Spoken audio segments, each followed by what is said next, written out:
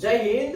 आज के वीडियो में विश्लेषण करेंगे किसी महिला को औलाद नहीं होने पर किसे मिलती है उस महिला की प्रॉपर्टी। तो इस विषय पर सुप्रीम कोर्ट ने एक अहम फैसला सुनाया है। वीडियो के अंत तक बने रहिए, आपको बहुत कुछ सीखने को मिलेगा। सुप्रीम कोर्ट ने कहा है कि संतानविहीन हिंदू महिला की मृत्यु होने पर विरासत में मिली संपत्ति मुख्य स्रोत के पास वापस चली जाएगी। अब यहाँ पर प्रश्न उठता है कि मुख्य स्रोत किसे कहा जा सकता है। वीडियो के अंत तक बने रहिए, आपको इस पूरे विषय में जो कुछ जानकारी चाहिए होगी वह सब मिल जाएगी।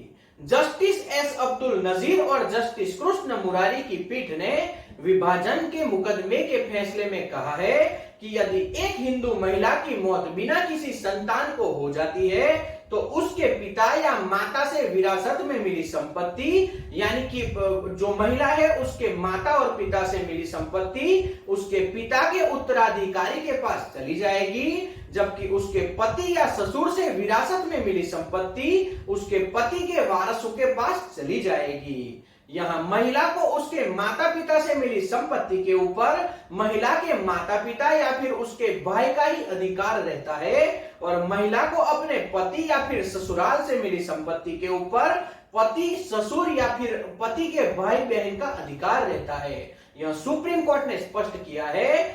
शीर्ष अदालत ने अपने इस फैसले में हिंदू उत्तराधिकारी अधिनियम के प्रावधानों की व्याख्या भी की है। अदालत ने कहा है कि इस अधिनियम का मुख्य उद्देश्य संपत्ति के अधिकार के संबंध में पुरुष और महिला के बीच पूर्ण समानता स्थापित करना है।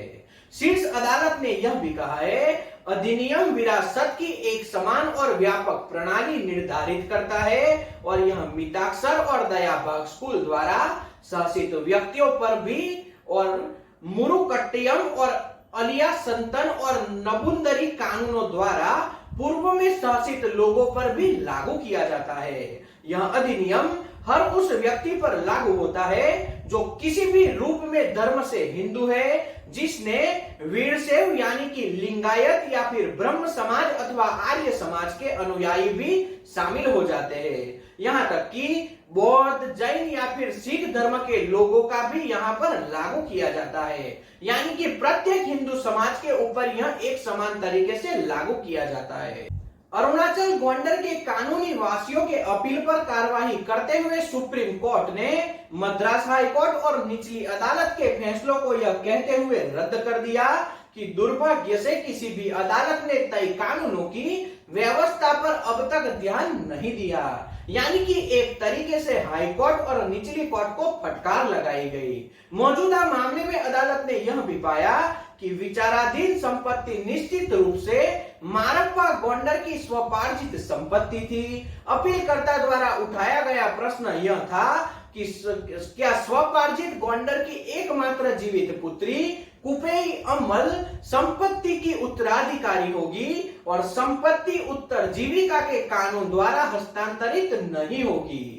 तो सुप्रीम कोर्ट ने इस सवाल पर विचार कर कहा था कि क्या एकमात्र बेटी अपने पिता की विभिन्न संपत्ति की उत्तराधिकारी है क्या।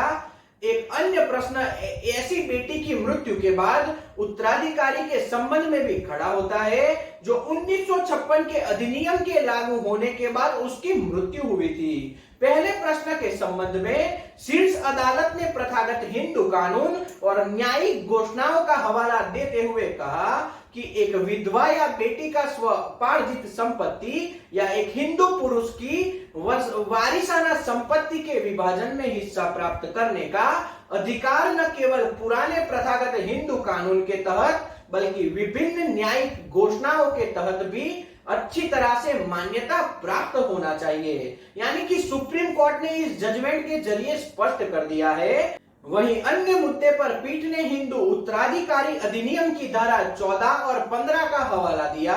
सुप्रीम कोर्ट की न्यायिक पीठ ने कहा कि यदि एक हिंदू महिला बिना किसी संतान के उसकी मृत्यु हो जाती है तो उसके पिता या माता से विरासत में मिली संपत्ति उसके पिता के वारिसों के पास चली जाएगी, जबकि उसके पति या ससुर से विरासत में मिली संपत्ति पति के वारिसों को चली जाएगी।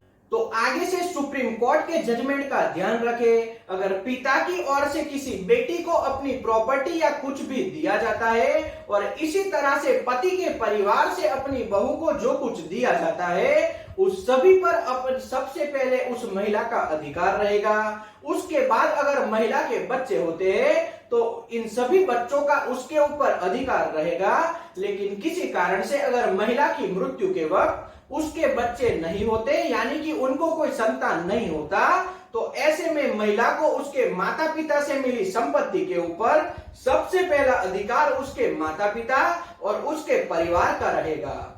इसी तरह से उसके पति के परिवार से उसे महिला को जो संपत्ति मिली है या जो कुछ भी मिला है उसमें सबसे पहला अधिकार उसके पति के परिवार या फिर उत्तराधिकारी का रहेगा। इस बात को आप समझ लीजिए, यह सुप्रीम कोर्ट ने भी अब स्पष्ट कर दिया है, क्योंकि इसी तरह के अधिकार सभी लोगों को पता नहीं होते और बहुत सी बार अपने अधिकार पता नहीं होने के कारण लोगों को बहुत बड़ा नुकसान उठाना पड़ता है। और जो उत्तराधिकारियों के लिए भी लागू होता है, बहुत सी बार उत्तराधिकारियों को भी नहीं पता होता कि उनके पास कौन सी संपत्ति होनी चाहिए, उनका कहां पर मालिकाना अधिकार है। तो मैं आशा करता हूं कि आज के विश्लेषण में हमने जो कुछ आपको बताना चाहा वह आप बहुत अच्छे तरीके से समझ गए होंगे।